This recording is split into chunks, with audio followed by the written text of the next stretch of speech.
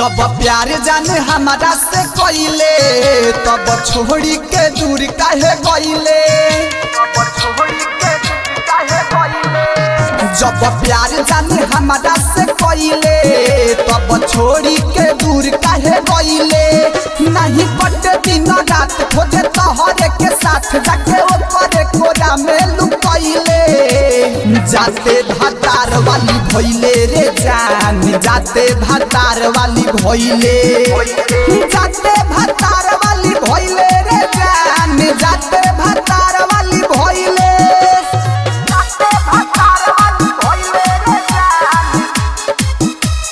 जाते भातार वाली, जाते भातार वाली भइले। याद कर तू बतिया हो मिलत रहलू रतिया में हम ही खिया के तोके कोइनी से आन। अब काट तारू जानी तू ससुरा में रानी जवानी हमार अब होता जियान। तू तो दिलवा के रोग देखे गइले पाके दोसरा बदल तू गइले। जब सुततानी रतिया याद आवे पतिया रही तोरा संगे जान कइले।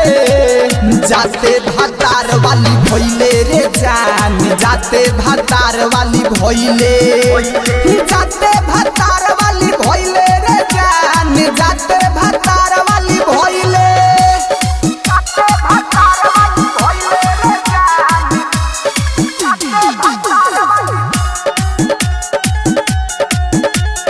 जाते भातार वाली भइले।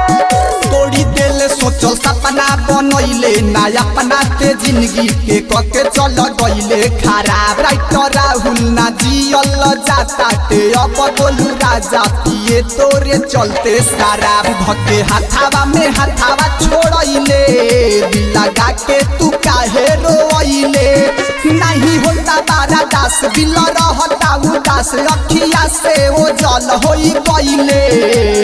जाते भातार वाली भइले रे जान, जाते भातार वाली भइले, जाते भातार वाली भइले रे जान, जाते भातार